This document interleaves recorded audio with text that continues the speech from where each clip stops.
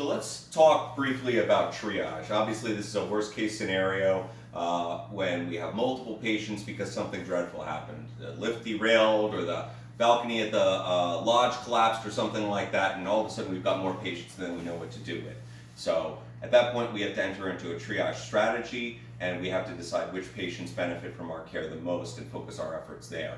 To assist us in that, we have two triage bags. And one we've had for a little while, and the other one we just duplicated at the summit. So the one at the summit is in the closet, and the one here in the first aid room is in this cabinet where we kind of keep all of our ABC type stuff.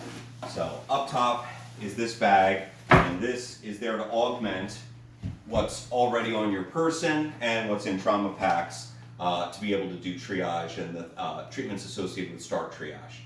Big picture wise, our focus is the red tag patients. So if I were to boil this down to two simple phrases, right, it's lose the greens, find the reds. So the first thing you do is you get everyone who can walk and get them to relocate themselves somewhere out of the action.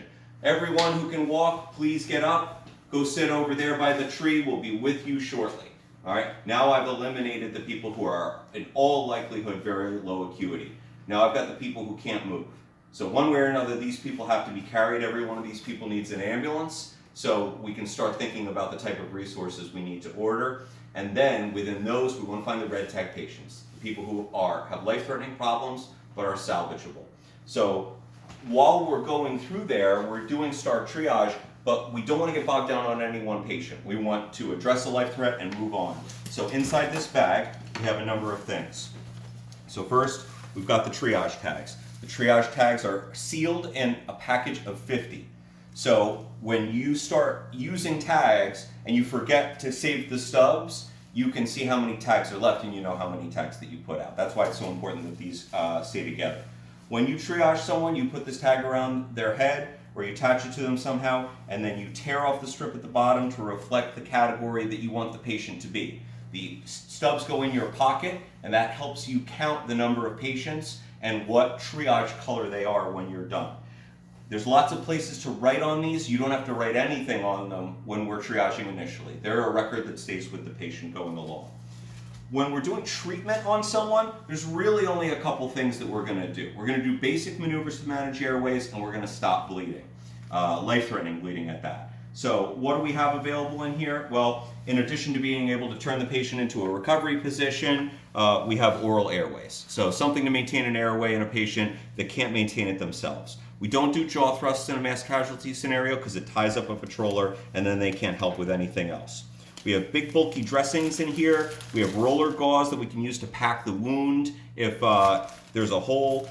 We have elastic ACE bandages to make pressure bandages. We have a couple extra tourniquets if they're needed. And of course, scissors. We have some tape, we have some gloves, and then on both sides, we have lots and lots of regular cravats that can be turned into whatever type of bandage you need. So it's a big supply depot for stopping bleeding and opening airways. That's basically all this is. So when we're triaging, let's recall very quickly, we've already eliminated the greens, and we're gonna go through and do 3 tests to each patient. It should take no more than 30 seconds. If you fail any test, you're a red, okay? So the first thing is, if the patient's breathing less than 30 times a minute, we move on. If they're more than 30 times a minute, they're in shock or they have some type of breathing problem, they're a red tag. If we open their airway and they don't breathe at all, they are a black tag, unless we have the resources to address that because everybody else has trivial problems. The next test is perfusion. So we can check a radial pulse in the wrist. If they have a pulse, great. If they don't, they're in shock, they're a red tag.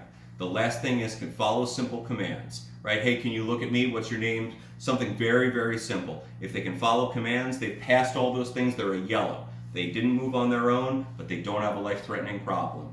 If they don't follow simple commands, then they're a red and you move on. Again, our goal is to identify who the red tag patients are and be surgically precise about who warrants our attention and who needs to go off the scene first in an ambulance.